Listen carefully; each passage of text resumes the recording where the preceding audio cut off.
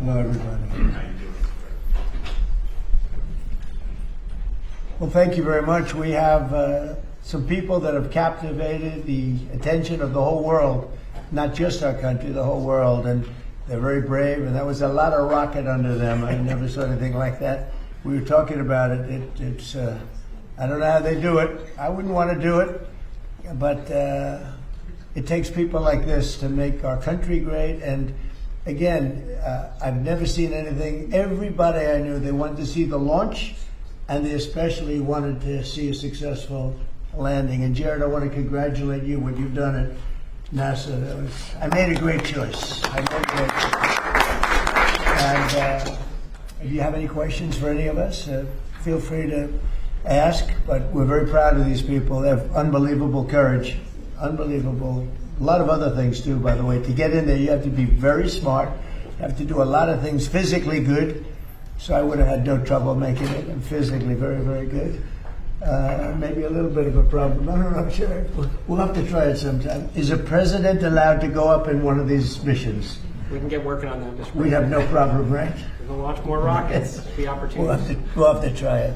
Congratulations very much. And by the way, their families are over here, beautiful families, and they're in the Oval Office, and they walked in, they said, wow, the Oval Office. Everybody likes the Oval Office. So, any questions, please? Mr. President. Thank you, Mr. President. First of all, it's a great honor to meet all of you. Congratulations, and welcome to the White House. I have had the privilege of interviewing Gene Cernan, the last man to walk on the moon. Oh, good. Is that what you would like to do? And Mr. President, do you think that will happen during your second term? Well, we have a shot at it. I mean, we don't like to say definitely, because then you say, oh, we failed. Because I think we could say we're ahead of schedule. So we have a good shot. We've authorized it. And I think with this team and, with Jared's done such an amazing job at NASA, I think we have a good shot, right? We'll see. Yes, Mr. President, we have an achievable plan now back to the moon. And we're back in the business of launching moon rockets with frequency. So we just sent Artemis 2 around the moon. We're going to launch Artemis 3 in 2027. We'll protect for up for 2 opportunities in 2028 to return astronauts to the surface of the moon. I like space. I started Space Force, as you very well know. It's been very, very important. And they tried to kill it.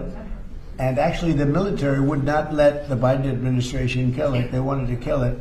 And it's going to turn out to be one of our most important things. I think it'll turn out to be one of the most important things they did. But we got involved with NASA bringing it back. And I was saying, when I first looked at some of your facilities, they had grass growing on the runways right in between the cracks of the asphalt. And but not anymore. It's really strong. And what they do, one of the things they do that's so important is for our military offense and defense. And a lot of people say, well, is it worth it? It's really worth it, because what's happened militarily, you see what we're doing militarily, a lot of that comes from space.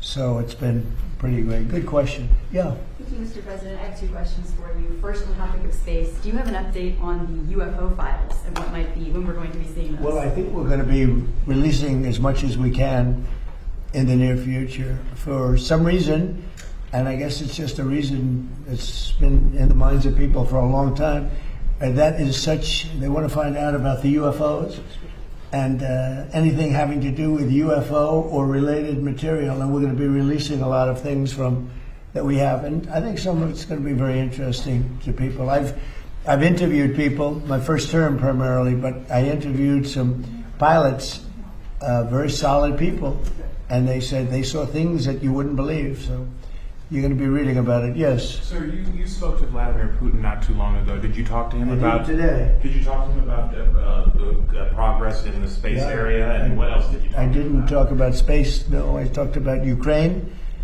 and I talked a little bit about Iran. I talked about a few different subjects, mostly about Ukraine, and we had a very good conversation. I think we're going to come up with a solution relatively quickly, I hope. What does he want? I think he'd like to see a solution, I can tell you, and that's good. What involvement does he want to have in the Iran situation? He told me he'd like to be involved with the enrichment if he can help us get it. I said I'd much rather have you be involved with ending the war with Ukraine. To me, that would be more important, because we're going to have that. Look, we're not going to let Iran have a nuclear weapon.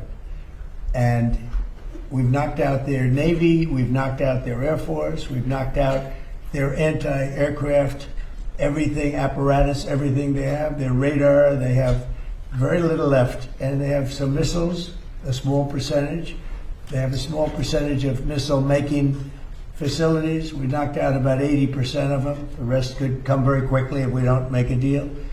They're not going to have a nuclear weapon. They know it, and just about everybody else does. And so we talked about that a little bit.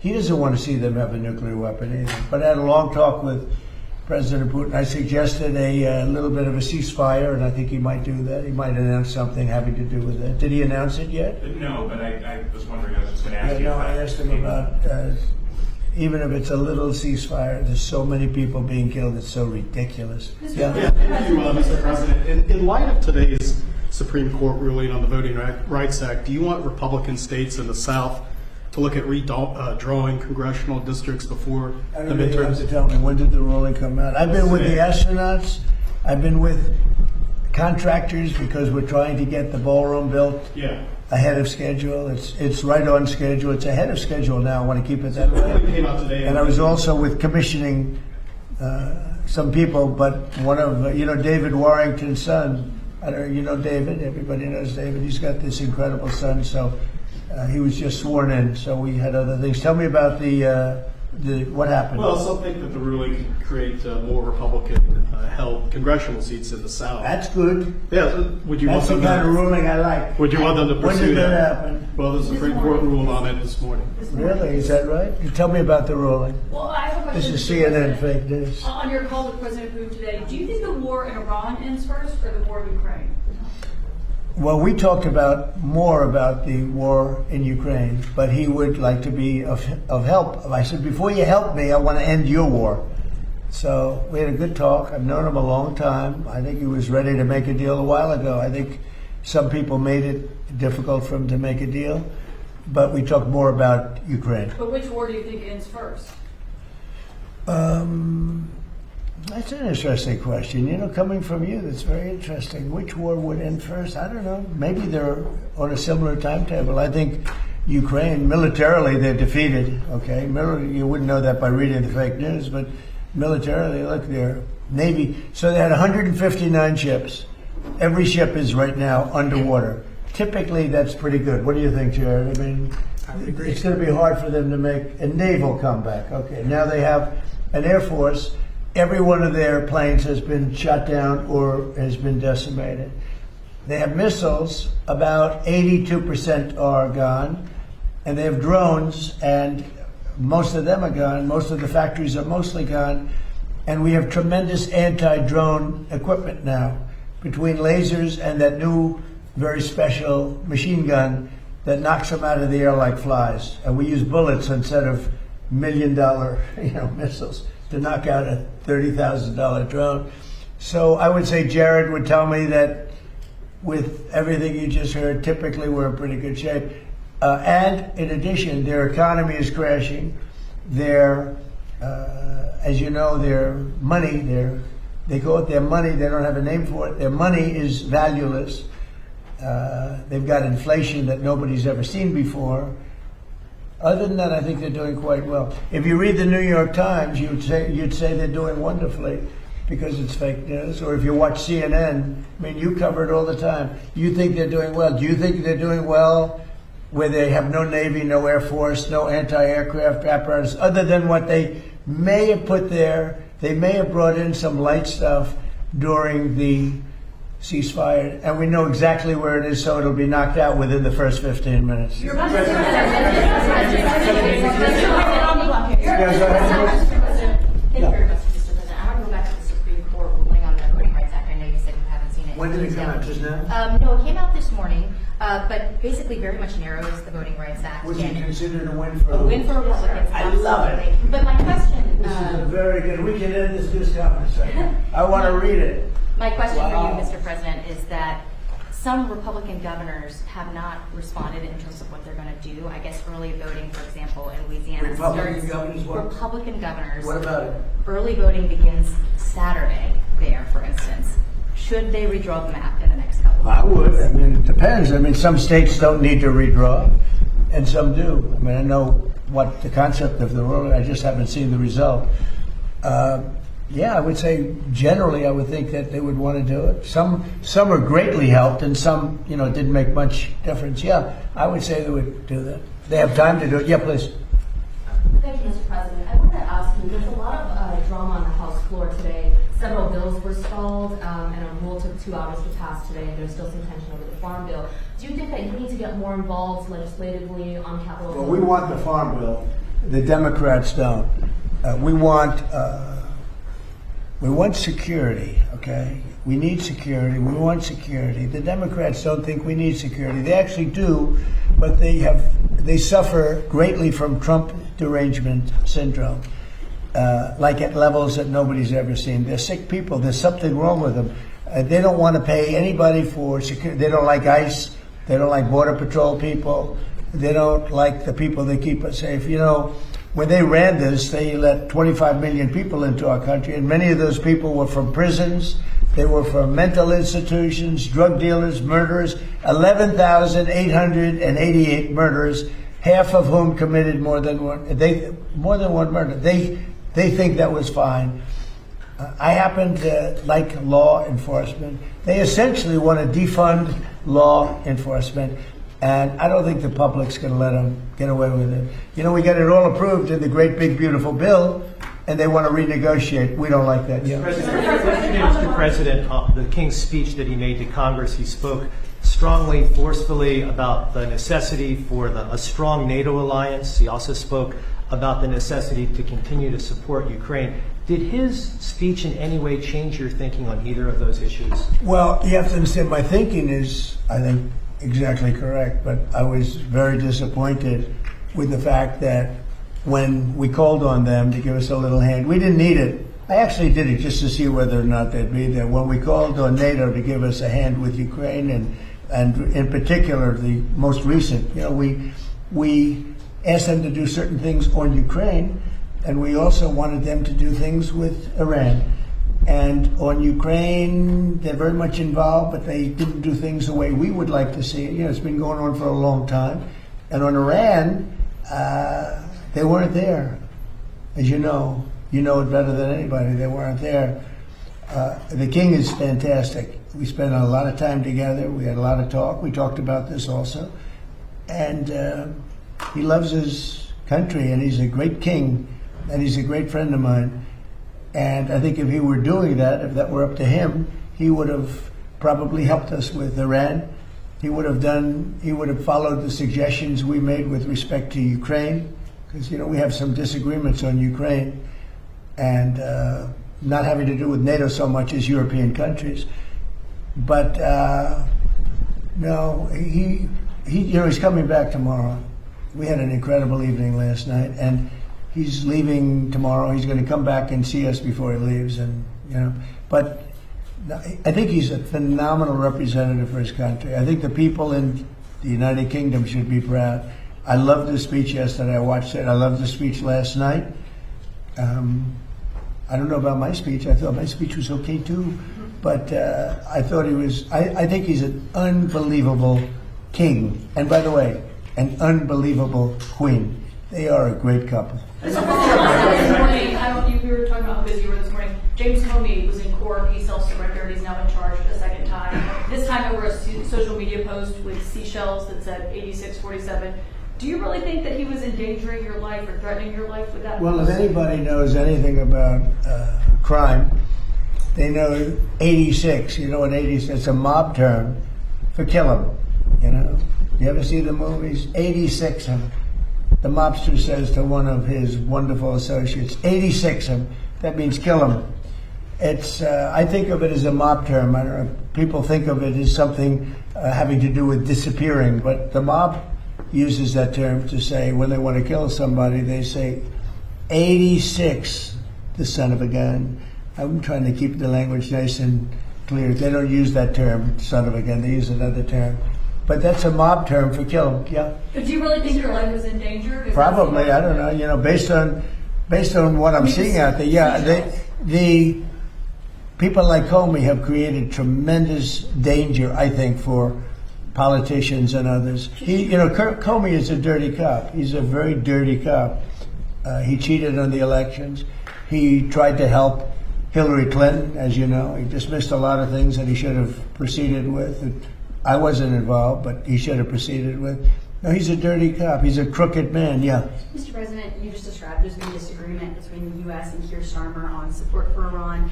Did your visit with the king smooth that over or create any more? My visit with the king really was just, it was extraordinary. I mean, he's an extraordinary man. He's an extraordinary person. And yeah, it helps from the standpoint that, when you like the king of a country so much, it probably helps your relationship with the prime minister. But, in that case, the prime minister, I said, do you want to send a little help? He said, no, we'll send it after you win the war. I said, that's not good. That's not good. What do you think of that, Jared? Sending help after we win the war? I don't know. Something that bothers me. I don't want to get you guys involved, but I can imagine what you're thinking. The United Arab Emirates, the UAE, they pulled out of OPEC. Yeah, what do you think about that? I think it's great. I think it's great. Look, I know him very well, Mohammed, and very smart. And he probably maybe wants to go his own way. That's a good thing. I think ultimately it's a good thing for getting the price of gas down, getting oil down, getting everything down. They have it all. He's a great leader, actually. So no, I'm okay. They're having some problems in OPEC. Kevin Warsh passed a hurdle today. The Senate Banking Committee confirmed his nomination and will go to the Senate floor. He'll be on the Fed in mid-May. Is it your expectation that he can persuade the other Fed governors to lower interest rates? Well, we'll see. I mean, they should, recently, because it's a good time to lower them. We're the most prime country anywhere in the world. We're right now having investments made in our country at a level that nobody's ever seen. No other country's ever seen it. Tens of billions of dollars are being invested. Factories, auto plants, AI. I mean, not just AI, because AI is new. We're leading China by a lot in AI, as you know. I'm letting them build their own electric plants. They're building them, otherwise you could never do it. It was a concept that I came up with. I'm very proud of it. And by the way, they're building electric plants that people in the utility industry have never seen before. They're saying, man, that's incredible. So they're building these massive buildings that cost billions of dollars, and they're building their own electric plants. So they're not taking from a source or the old grid, an old grid that wouldn't be able to do it. No, we're leading with everything. But in the history of our beautiful world, there's never been a country that has so much money being invested in it as us. And tremendous number of auto plants, by the way. The auto plants are coming out of Canada, Mexico, Japan, South Korea, Germany. They're all coming to the United States. And the reason is I have a very smart tariff policy. We were taken advantage of for years. We were being ripped off by other countries for years. And those days are over. Yeah, please. Mr. President, before we overall on, how long are you prepared to maintain the blockade? Could that go several more months? Well, the blockade is genius, okay? The blockade has been 100% foolproof. It shows how good our Navy is, I can tell you that. Nobody's going to play games. We have the greatest military in the world, and I built much of it during my first term, and we've been building it since. And the greatest anywhere in the world, nobody even close. And you see that, whether it's Venezuela, and they have a good military in Venezuela, but it was over in one day. It was actually over in about 48 minutes. Iran, the same thing. I mean, militarily, we've wiped them out. They have no military left. It's all the Navy's at the bottom of the sea. The Air Force is never going to fly again. We've got an amazing military. Now they have to cry uncle. That's all they have to do. Just say, we give up. We give up. But their economy is really in trouble. So it's a dead economy. So will the economic fury and the blockade get Iran to nuclear talks fast enough, or do you think another wave of strikes will be necessary? I don't know. It depends. We have talks. We're having talks with them now, and we're not flying anymore with 18-hour flights every time we want to see a piece of paper. We're doing it telephonically, and it's very nice. I make a call, or I have my people make a call, and you know the answer. I always like face-to-face. I consider it better. But when you have to fly 18 hours every time you want to have a meeting, and you know what the meeting's all about, and you know they're going to give you a piece of paper that you don't like before you even leave, it's ridiculous. They've come a long way. The question is whether or not they're going to go far enough. So at this moment, there will never be a deal unless they agree that there will be no nuclear weapons. Yeah, go ahead. Are you considering relocating NASA's headquarters out of D.C.? States like Florida, Texas, and Ohio have expressed interest. You're going to have to say it differently. Sorry, are you considering relocating NASA's headquarters out of D.C. once the lease is up? States like Texas, Ohio, and Florida. Well, the best man to tell you that is the man standing right over here. You heard that question with those beautiful ears of yours? He's got great hearing, you know. He's got super hearing. Trick of the trade, sir. What's the answer to that?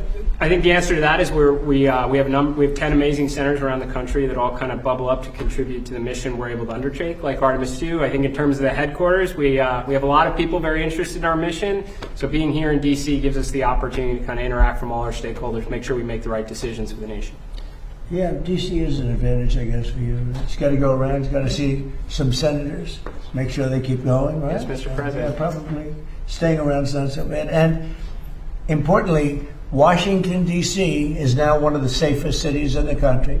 When I came here a little more than a year ago, it was a very unsafe city. And now, maybe even more importantly than that, we have the hottest country anywhere in the world. And you helped make it hot. You know, you helped make it hot. When a year and a half ago, and I say it a lot, the King of Saudi Arabia, but others also, the King of Saudi Arabia said, Mr. President, a year and a half ago, we thought you had a dead country. We thought the United States was a dead country, and now you have the hottest country anywhere in the world, and we do. And believe it or not, I mean, when everybody in the world was watching that incredible performance by NASA, these incredible people behind me, where they get the bravery, I have no idea. But you're a big part of it. You really are. We have the hottest country in the world. Thank you very much, everybody. It's great. Thank you, Brad. Thank you, Brad.